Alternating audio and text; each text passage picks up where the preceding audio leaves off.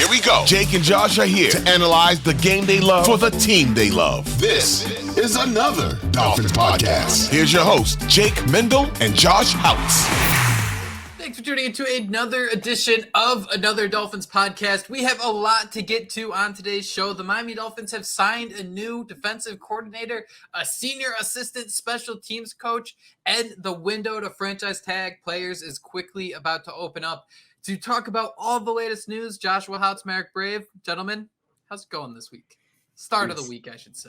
Yeah. Late February, no more football. It's all done. What'd you guys do on the first Sunday with no football? I actually took my kids to the rodeo. The rodeo? How long do you stay at a rodeo? It was about 2 hours and 15 minutes, which for, kids age 7 and 12 was like the perfect amount of time. It was really cool. A lot of bull riding. There was a rodeo clown who jumped into a barrel to escape a bull, but it didn't work. And the bull rammed into the barrel and knocked him like 30 feet back. That was the best part. It was definitely, it was reminiscent of football. But wrestling too, I was even kind of thinking there a little bit. Yeah, a lot of my worlds combining there. But I had a chance to put on the cowboy hat and rock it out in public for the rodeo on Sunday. What'd you boys do on Sunday with no football? I cooked food, cleaned a little bit, and just missed football. And then last night, my 2-year-old was sick, so she was just throwing up on me all night. So I have like an hour of sleep. So I got thrown up on for most of the night. So Jake, what about you? Hopefully you had a better Sunday without football. It was a depressing day.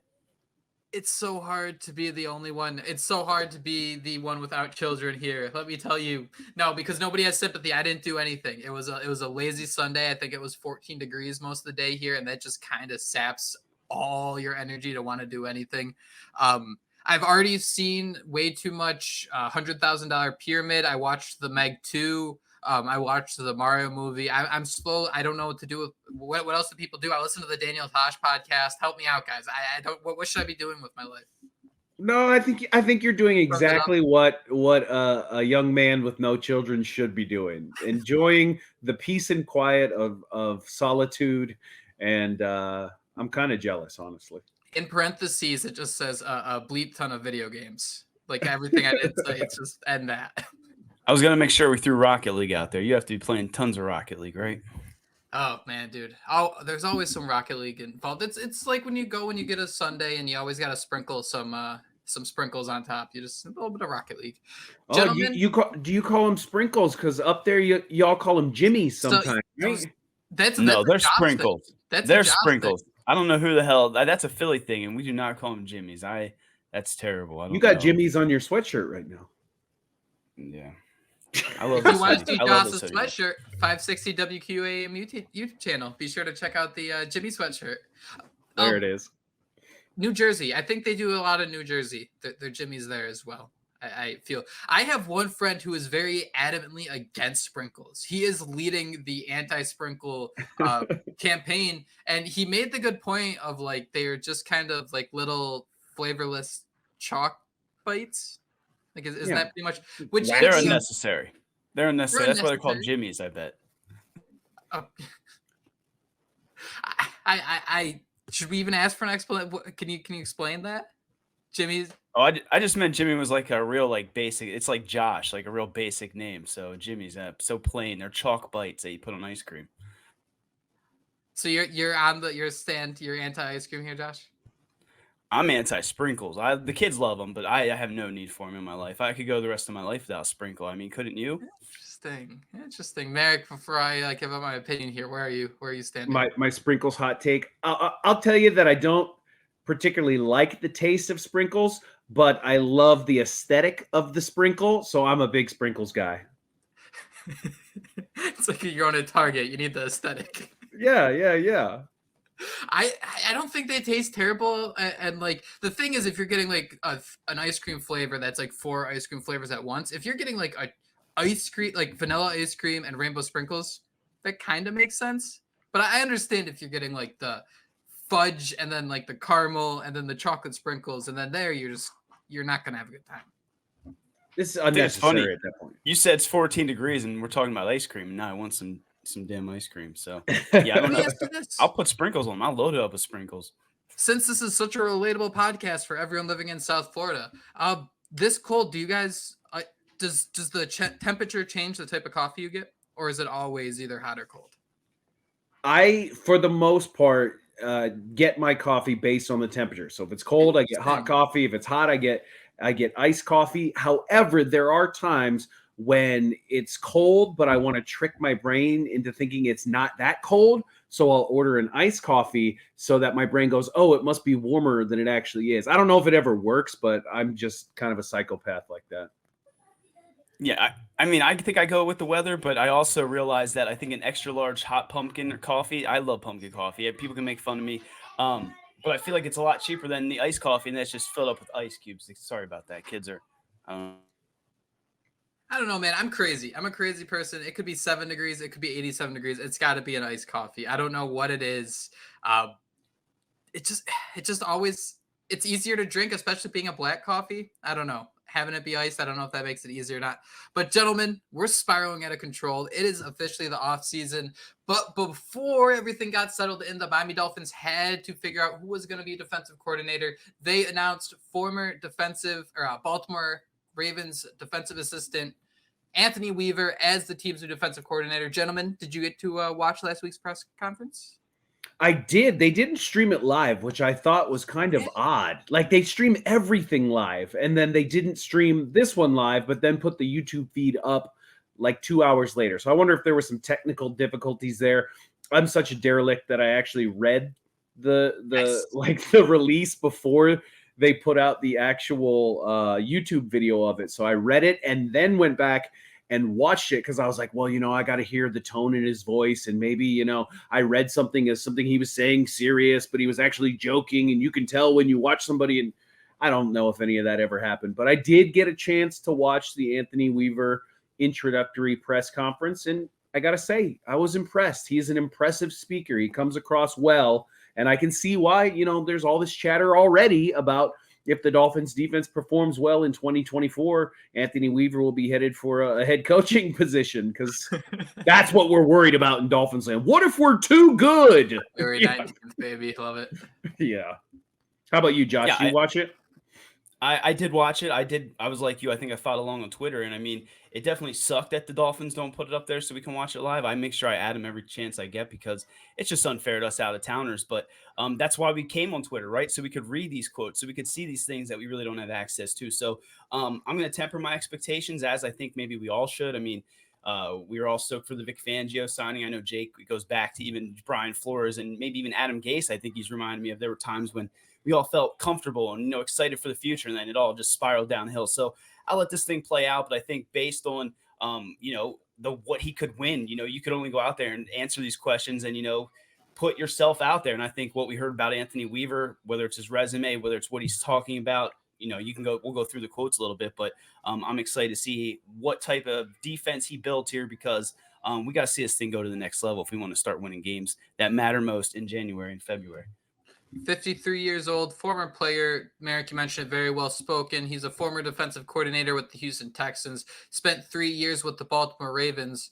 And guys, when we kind of look at the big picture here, I think the simple question is, do you feel that the Dolphins defense has an opportunity to, let's put it this way, just be good in 2024? Because I think the Dolphins seem to have everything in 2023. And Anthony Weaver mentioned this during his press conference. He started up front. You have guys, Zach Sealer, Jalen Phillips, Bradley Chubb. He even mentioned Kristen Wilkins, got to the second level, mentioned David Long before even going to Jevon, Holland, Jalen, Ramsey. Basically, he was raving about players at every position. And I think one thing you see throughout the NFL is not every team is good at every position. So considering that the Dolphins were so loaded last year, what do you think went wrong, and how do you think the Anthony Weaver signing can maybe fix that? Well, I mean, obviously we're going to look at those injuries. There were a lot of injuries on the defensive side, and depending on what type of coach Anthony Weaver turns out to be, there's not a whole lot he could have done, certainly to prevent that, but maybe he could have done some more things to help mask some of those injuries. But I think it will almost be an addition by subtraction type of situation, right? And you hate to say that about a coach who's as revered as Vic Fangio, but you wonder if maybe he's aged out a little bit. You know what I mean? Like has his time come and gone as an effective coordinator in the NFL? We're in a new generation. These younger guys, they don't respond as well to the my way or the highway type coach. And Anthony Weaver, if his press conference was any indication, he is going to be a collaborator with his coaching staff, but also a collaborator with his players. Jake, you had a nice article on the Finsider where you talked about Jalen Ramsey and what Anthony Weaver said about Jalen Ramsey, how he is the ultimate chess piece and he's going to be moved around all over the defense. He's not just going to be stuck at the right cornerback position, regardless of what wide receiver is lined up against him. He's going to be moved around. He's going to be used kind of like he was used with the Rams. And he was very effective as a member of that Rams defense, won a Super Bowl with the Rams. So I think that's going to be a big change with the Dolphins defense this upcoming season, as opposed to what it was last season. There were a lot of players who were frustrated with Vic Fangio's style, and I think they just wanted their voices heard. They wanted to have input. They're the ones actually on the field, playing the downs, playing the reps, making the tackles, going for the interceptions, trying to force fumbles, all of that. And they want to be able to have a voice in that scheme and how it's done. And it feels like Anthony Weaver is going to be able to kind of bring everyone together, coaches, players, and put them all under that same tent and say, all right, guys, what works today? What works for this specific opponent, specific game plans for opposing offenses, and not just, well, this is my scheme and this is how it's run, One thing I really liked hearing from Anthony Weaver in his introductory press conference was the fact that he's going to be modeling his scheme around the Baltimore Ravens scheme, right? Everyone was so concerned about, in 2020, he was defensive coordinator of the Texans and they were a poorly ranked unit. Well, the Texans sucked and it was a pandemic year. And he even mentioned that, the Ravens had good players. Well, spoiler alert, so do the Dolphins. And Anthony Weaver learned from that experience, and now he's going to model his scheme after the Ravens scheme. And as we all know, that's been a very effective scheme for a very long time. So if he can bring that over to Miami and better use our stars like Vic Fangio was unable to do, I think that's going to be the biggest difference in 2024 as opposed to what it was in 2023. Yeah, I mean, you started out by talking about the injuries. That was obviously the biggest difference, but it almost seemed like Vic Fangio was stuck in his own old ways, right? I mean, we mentioned the difference in what we've heard from Anthony Weaver. He talked about how you're not just going to stick Jalen Ramsey. Well, he didn't say Jalen Ramsey, I don't think specifically, but you're not just going to stick him on one side, right? You talk about that star position that we hear so much about that Joe Barry helped create, during his time with Stanley with the Rams. So I'm intrigued. Are you talking about new linebackers coach Joe Barry, Josh? Yeah. The run game coordinator, though, who had the second worst per yards. I got to throw that out there every time. Man, this new heel Josh, man, you've changed, bro. You've changed. The line, but I do think it's a little bit funny, though, right? We're praising Anthony Weaver. He's coming out here and saying the defense is going to be multiple, right? We're not going to be complacent. We're going to move some of our pieces around. We're going to, I'm going to come down and coach on the sideline. All these things that just seem so, okay, yeah, that's what a defense coordinator should do. Vic Fangio was the opposite. So intrigued to see what Anthony Weaver can do. Intrigued to see the way he can utilize some of these pieces. I mean, as we'll talk about, Kyle Hamilton, you can see some of the similarities in what they did this season with him, and he was moved all over. I think played down in the box 206 snaps. He played on the line, defensive line, 51 times. Free safety, slot. That has all the makings of what Jevon Holland can do. We saw him play slot in college. We can see him move around, and then you can move Jalen Ramsey around. I'm freaking excited to see what he can do to this defense. But again, as Jake will tell me time and time again, pump your brakes because we felt this way before about several different coaches. What's confusing to me is like, it's wicked funny to go back and think about this. Wicked, welcome to the Northeast. Look back to that Baltimore game, and we were talking all week about, oh man, if Kyle Hamilton plays, if he doesn't play, and the Ravens still put up 56 points, and the Dolphins scored 19. So that was pretty funny. I mentioned Weaver being 53. My bad. He's 43. I misspoke on that. But I think it's super interesting because we spend all this time talking about how we wish they'd use Jalen Ramsey differently. And, we had these situations where Vic Fangio brought up, I wish we had more depth at safety. I wish we had more depth at defensive tackle. And we kind of hoped that his response would be, instead of looking for free agents, you just kind of look at the roster and try to use your roster differently to overcome those needs.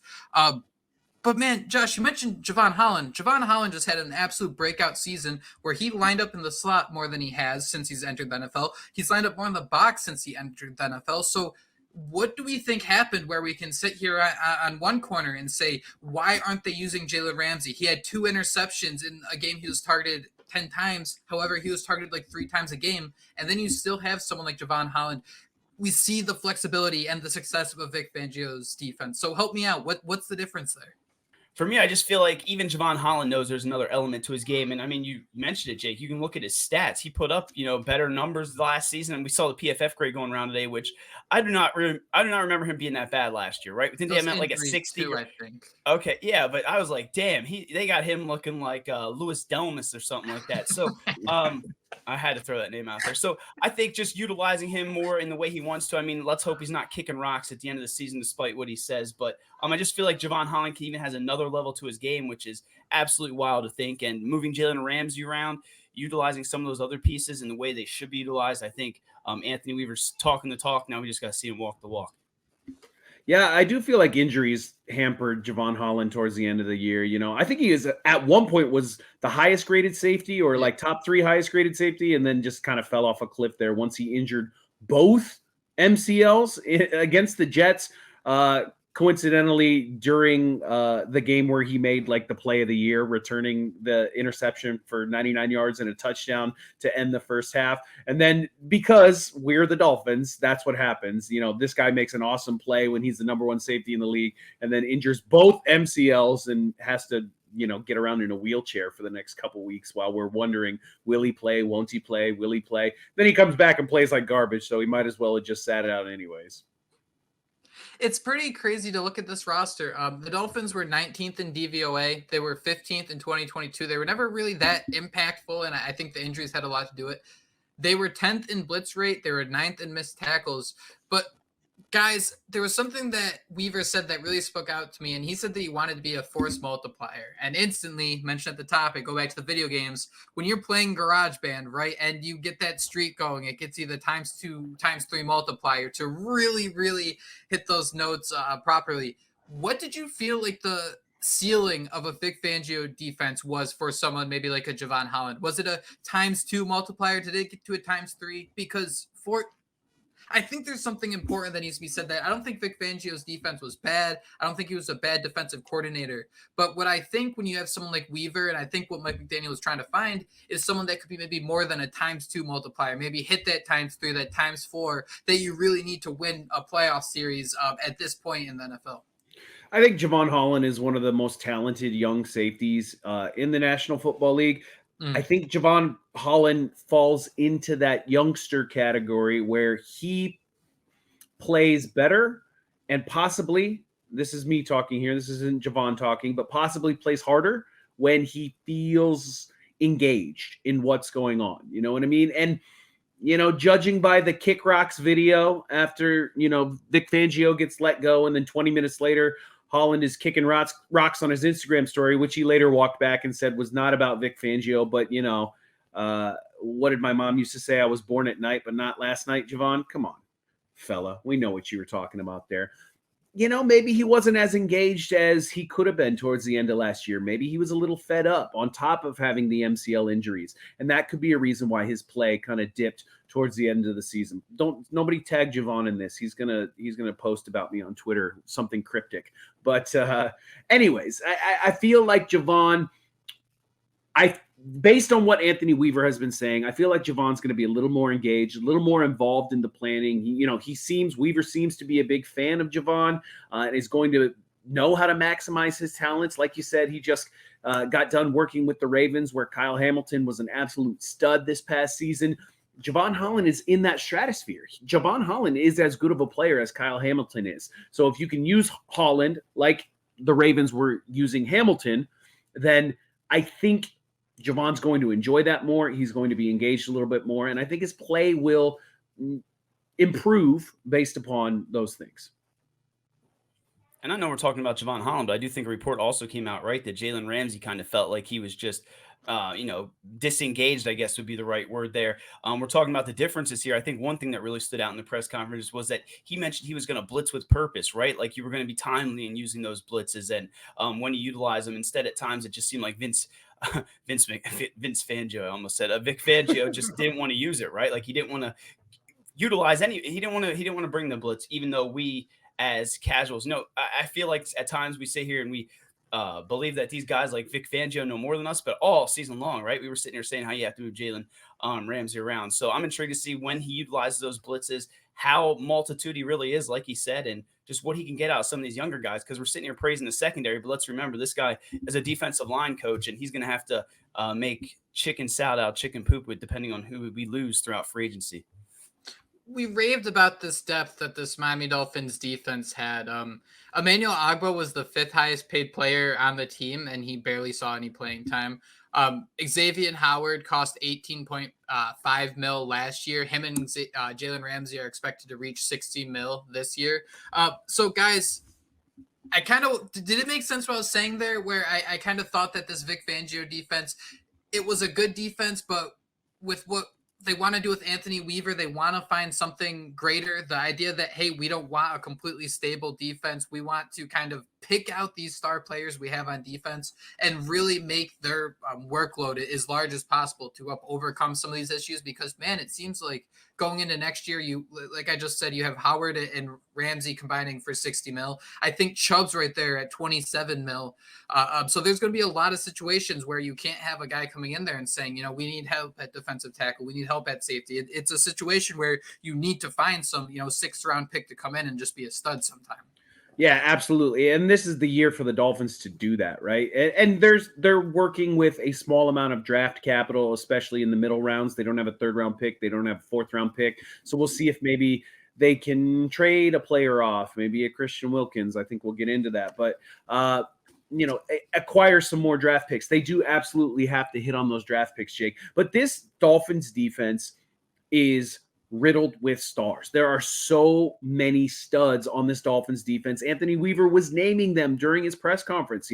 Even if you don't include a guy like Christian Wilkins, whose Dolphins future is up in the air, if you don't include a guy like Xavier Howard, because his future is surely up in the air, you still have Zach Sealer, you still have Jaelan Phillips, you still have Bradley Chubb, you still have David Long Jr., you still have Jalen Ramsey and Jevon Holland. If they can get a Deshaun Elliott back in there are so many good players on this defense. And if you can hit on a couple of those mid-round draft picks, you can bring in some low-level free agents that, you've identified certain traits in those players that maybe weren't utilized in other places they've been, but you can bring them in to fill a role here in Miami. This is how you're going to build a defense that stays competitive, and not only competitive, but a defense that excels as the season goes on, as long as these injuries don't happen again. This is a defense that should be a top level defense based on the stars that they have. And they can be that under Anthony Weaver if he implements his scheme, gets that collaborative approach that he's looking for. And like you said, Jake, leans on his stars, because there's a lot of them. And if you lean on those guys and those guys perform, then this should be a good unit. And I hate to be the Debbie Downer, but let's not forget a lot of these guys do have to get healthy as well. So before we want to see this unit at full strength, we need to get healthy. I do think another difference between, Anthony Weaver and maybe Vic Fangio. Vic Fangio basically said, I did not watch any tape, right? Didn't he basically come in and say, I need this, that, and, another thing, they want Anthony Weaver to probably elevate some of these players and develop some of these young guys that you've already invested these picks in. We know this is a guy who's obviously hungry, right? I think he was up for the Commanders head coaching job. I think he had 2 interviews. Correct me if I'm wrong with that. So this is a guy that wants to prove that he doesn't need that, I guess the safety blanket of the Baltimore Ravens. He can go out there and do everything on his own. So he has the pieces like you guys have both mentioned, obviously when they're healthy. And it seems like he has that hunger and desire that I don't want to say Vic Fangio has, but let's be honest, as much as we maybe don't want to admit it, his heart was truly in Philadelphia, it seemed like, from the very beginning. Considering the injuries, considering the press conference and Anthony Weaver's background, Marek, if you had to shake that crystal ball, and I mean, we're going to talk about this for months upon months at a time, but what would you think is going to be the superpower, if there is even one, of this Miami Dolphins defense entering next season? I think, and I was thinking about this a little bit earlier today, and I think that they are going to use the superpower of shape-shifting. Okay. Ooh, okay. I think they are going to be able to game plan each and every week so the defense will not be predictable. You're not going to be able to scheme, okay, well, we'll just put our third receiver or our tight end over here because that's where Jalen Ramsey is going to stay all game. He'll be able to follow these stud wide receivers. I think they'll be able to use Jevon Holland in multiple ways, like you were talking about earlier, Jake. And I think they're going to be multiple. I think Anthony Weaver kind of tipped his hand a little bit at that in the introductory press conference where he talked about wanting to be able to adapt to the opponent each and every week. And it didn't feel like Vic Fangio was doing that. It felt like Vic Fangio was saying, almost like he was buying his own bull crap. You know what I'm saying? I wrote the book. It don't stink. You know what I mean? Like, hey, I know what I'm doing here. I've been doing this since I believe 1986 was Vic Fangio's first year in the NFL, also the year of my birth. So that's a long time, folks. That's a long time. And Vic Fangio was a big believer in his own system. And he said, again, my way or the highway, we're doing it my way. And again, these opposing offensive coordinators had it figured out by the end of the year. And you saw them put up some good numbers against this Dolphins defense. And it didn't feel like they should have been able to do that with all of the stars on the team, even after the injuries. So I think 2024 Dolphins defense, their superpower is shape-shifting. They're going to be able to take whatever form they need to be successful in any given week against any given opponent. Damn, that's amazing. I actually want Jake, do you have one in mind, or do you want to follow that up? Because I didn't know we were doing. I did not have a literal superpower. No, that was so good. Merrick, do you want me to go? Because I could spit it. That was amazing, though. I do agree with you, though, Merrick. So I guess I'll jump into mine, unless you want to give your thoughts on that. I'm sorry if my voice is cracking. I'm yelling at these kids. I'm getting ready to. I think shapeshifting is great because the biggest gripe I have with this Dolphins defense and especially the secondary, because they got to the quarterback, right? They got sacks, and we saw late in the season when someone like Jaelan Phillips went down, they started to blitz more. I think they finished like 10th in blitz rate, but that number would be much lower if you were to kind of stop that, 4, 5, 6 weeks left in the season where you really saw those trends develop. It kills me that we can sit here and say, Xavier Howard, Jalen Ramsey, they combined for like 4 interceptions on the year. Ramsey had 3 of the 4. And then, you can say, I don't think that's acceptable. I think these guys should be involved and be more engaged in making turnovers. And then you can have people come out and say, well, when you have Xavier Howard and Jalen Ramsey, opposing defenses are just not going to target them. So you're telling me that if you're going to invest all this draft capital, all this salary cap space into 2 players who can be absolute stars, absolute game changers, you can let, for the sake of better words, Jimmy Wilson beat you? Just like, oh man, there's a certain line where you can't have these premier players at every single position. So thinking about that shape-shifting ability just gets you really jazzed up at the idea of, hey, that fits into what the Miami Dolphins want to do. They need to have a superpower. Jalen Ramsey, if you're paying him this much, he can't be targeted 10% of the time when he's on the field. Opposing quarterbacks completed 19 of 36 attempts when targeting him. He played in 10 games and was targeted just 36 times. If I'm paying Jalen Ramsey a boatload of money, it's so he can be involved with the play. I think, Merrick, when we spoke before the season, we were engaged, we were excited to see him engaged on the second level, maybe as a linebacker, stopping the run. We didn't see any of that. And when you're paying these guys this much money, and it's weird to say, as like I said, Emmanuel Ogbah was a top 5 highest paid player on this team, but when you're paying the guys that much, it's unacceptable to not have them be a major part of your entire scheme.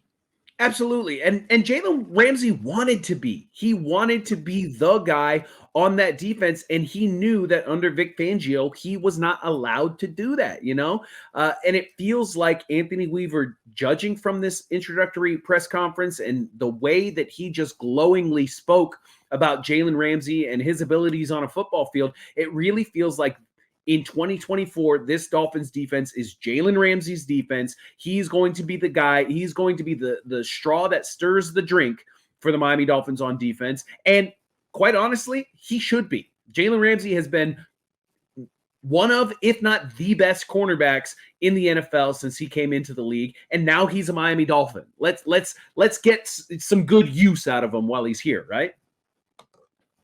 Yeah, I'm with you 100%. And I think that's what's so frustrating. We're talking about some of these players that were making the big salary that wanted to be more involved. You were paying Vic Fangio, what, the highest paid defense coordinator. You want to be able to just throw these star players at him and have him be able to make it work. I mean, again, I think we're nitpicking because he did, I think we all had the top 10 expectations heading into the year. And I think he may have hit on that if we're schematically breaking it down. But you just want to see more in key situations, whether it was coming out of the locker room and, making an adjustment at half. I did think of a superhero superpower. So can I go, Jake? Is it cool? It's not going to be nearly as awesome as Marek's with his multitude, but I'm going to go faster than the speed of light, right? I mean, we're sitting here, we're talking about the timely blitzes that they're going to do. We want to see the coverages maybe disguised differently, pursuit. I mean, let's be honest, there were times last year where tackling was an issue. And then I'm going to go take it one step further and talk about some of the players that might have that speed that I'm talking about. Ethan Bonner, right? 4.39. We're going to need a cornerback. They're going to need him. Yeah, you're right. They're going to need an Ethan Bonner. There it is. White Lightning. Right there's one of them. A guy I love. I'll save him for last. Cam Smith, 4.43. Again, a guy they utilize a draft pick on. Maybe this isn't that blazing speed like Ethan Bonner, but again, a guy that you need to step up, want to see develop more. And then lastly, you guys know I have to throw Channing Tindall out there, right? 4.47. We need someone to step up at linebacker. So I'm going to go with speed. I want to see him utilize some of that speed on the defensive side. And I had to write down those three guys. So that was a quick audible. Hopefully you guys like that. But Marek with the multitude, now with the speed, I think we're really getting onto something here with this Dolphins defense. I think the key here is that the defense in general has to do this, right? Be able to kind of adjust with a quick audible. I think that's one thing Weaver made very clear in his press conferences. We're going to need to adjust. Like, we're going to need to be in a situation where no matter what injuries we have, no matter what opponent we're facing, we're going to have to be able to adjust on the fly. And I think it does start with the secondary leaning on Jevon, Holland, and Jalen Ramsey. I mean, I was so excited to see what, Vic Fangio can do with Jevon Holland, especially after Justin Simmons, sorry. I couldn't even think of his name, the safety in Denver.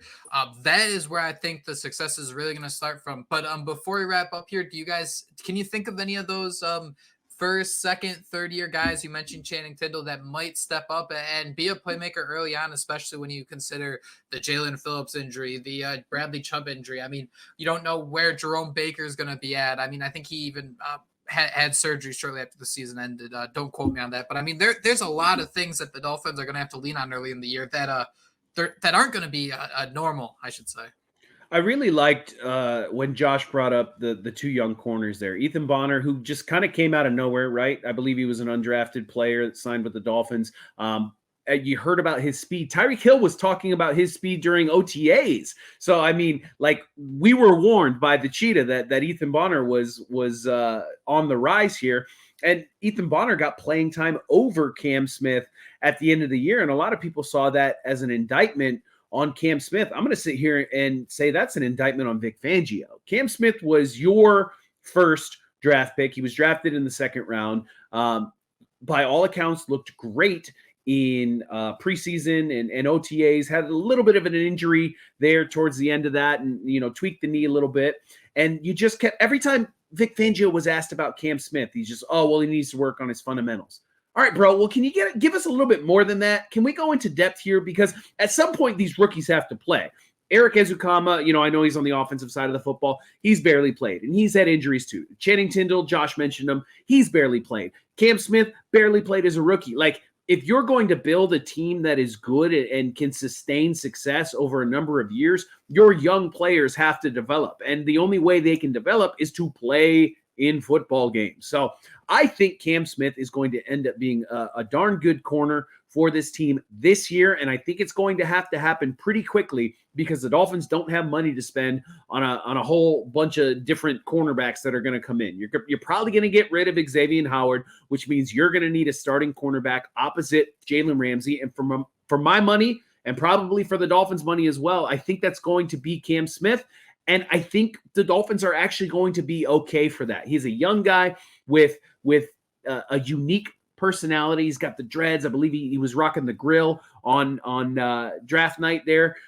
You could see why somebody like that maybe didn't mesh very well with the 107-year-old Vic Fangio. You know what I mean? Like, so I think you get a younger guy like Anthony Weaver in there. With the reputation of a player's coach, he's going to want to maximize Cam Smith's skill set because that's what the Dolphins are going to need if they're going to be successful. And I think Cam Smith is going to end up having a pretty solid season his second year in the NFL. But you might as well call it that his rookie year part 2 with as little as he played last season. I'm thinking between that double move where I think he got absolutely torched, right? Wasn't it early on? And then the preseason, right?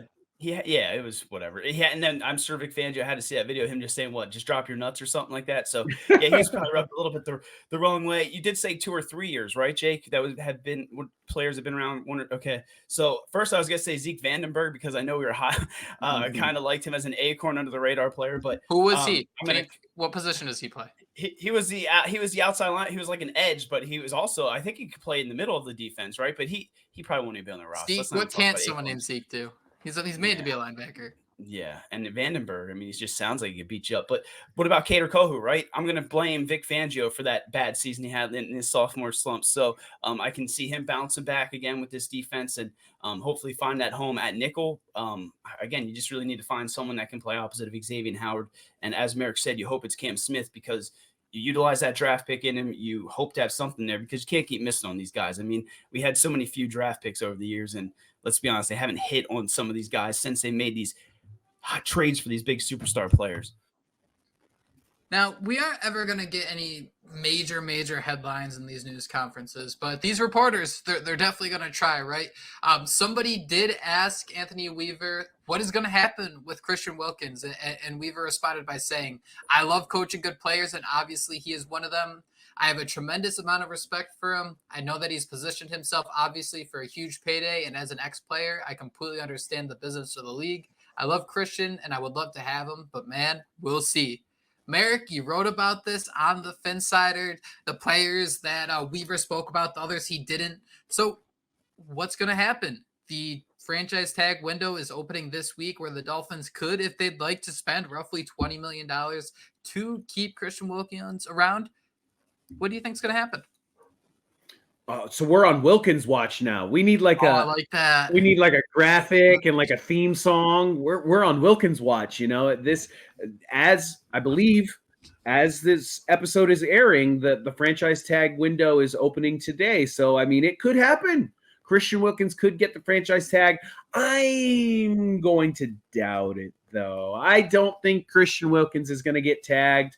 You know, you look at a scenario where he could get the tag and then get traded, and that would be like an ideal scenario for the Miami Dolphins front offense. But there's a lot of roadblocks in there. You know, we've discussed this in the DMs, Jake. And while, again, like I said, it's an ideal scenario, I also think it's an unlikely scenario. I think today, gun to my head, it's February 19th when we're recording this, February 20th when y'all are listening, hopefully, if you're listening to it on day one. Gun to my head, I think Christian Wilkins walks in free agency, signs a big money contract somewhere else. You saw Micah Parsons say something today about needing a big pass rushing, run stuffing D tackle in Dallas. Maybe he goes to play for the Cowboys. I don't know what their cap situation looks like, but Christian Wilkins is going to command upwards of $25 million a season, and that's just not money that Miami has right now. So I think he walks. I think the Dolphins get their third-round compensatory pick.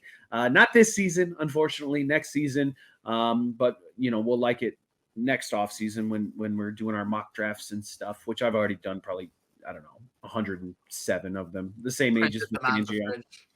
Yeah, wouldn't that be fun? Make a little scrapbook. Anyways, I don't think Christian Wilkins is a member of the Miami Dolphins this upcoming season, which makes me sad. But that's a business. It's a business, and he wants to get paid, and the man has earned the right to be paid, just like Chris Greer has said, just like Anthony Weaver has said. And that we'll see at the end of that quote you gave me there, Jake. That doesn't leave me with the warm and fuzzies. That makes me think Wilkins has one foot out the door already. What do you think, Josh? Gun to your head, February 19th, is Christian Wilkins a member of the Miami Dolphins in 2024? Yeah, I mean, I think we kind of all know what's going to happen here, right? We can sit here and say we're feeling queasy and this and that, and we hope maybe Donna Ponte comes out of nowhere. Maybe we start printing money like it seems like the U.S. government and other places can just print all this, fake money. Unless we can do that, we're not locking Christian Wilkins up long term. I know a lot of people are throwing around the idea of, maybe franchise tagging him and then trading him. I think you'd still only get probably around a third, right? Which would be the compensatory pick. So it sucks we're going to see him play for another team because that's a guy you never want to see go elsewhere. He grew and got better every single year. We know how meaningful he is to the locker room. I will say he did end Preston Williams' Hall of Fame-like career. But besides from that, I mean, the dude has been awesome, and I'm going to hate to see him playing on a different defense, but no ill will towards him. He's deserved every bit of it. He bet on himself this year, and he's going to get paid like it. But I wish they can find a way, but we're, $40 million over the cap or something? Like, we knew this day was coming, and it just sucks because Chris Greer did too, and they did nothing to stop it. Hey, Jake, do you know where Christian Wilkins is from? Worcester, Massachusetts. Worcester, Springfield. No, probably just Springfield, Massachusetts, right? Yeah. Do you know which NFL team has one of the largest amounts of cap space this upcoming season? Are you sure? Is he gonna be wearing Patriot Pat? Is that what you're telling me? I hope not, but wouldn't that just be what's going to happen to us as Dolphins fans? We're going to lose Christian Wilkins to the Patriots. Too. Come on. I know they're rebuilding and they're probably going to tear it down and not spend big money this offseason, but does the Western Mass man go home to Massachusetts and play for the New England Patriots? I hope not. As a greedy Dolphins fan, I kind of just want him to go to like Chicago or Arizona, get like a big payday somewhere, and just kind of you'll be 7-9 over there. We'll be 7-9 over here, and we'll be 7-10, whatever. Yeah. Oh, I hope. I can't believe you threw that out into the. I can't believe you put that out in the atmosphere. Like, I've been thinking about that for months. We were kind of sad when it was Mike Gesicki, but let's be honest, Christian Wilkins is a whole different animal. Come on, man, don't do that. It's Devon Godchaux all over again, except this is like that final evolution, right? That 99 Blastoise that's we're watching. I do believe Godchaux's a free agent, by the way, if you want to bring him home. Ooh, that should be a pod. I'd do a pod on bringing Godchaux home. He was solid. And to come like home.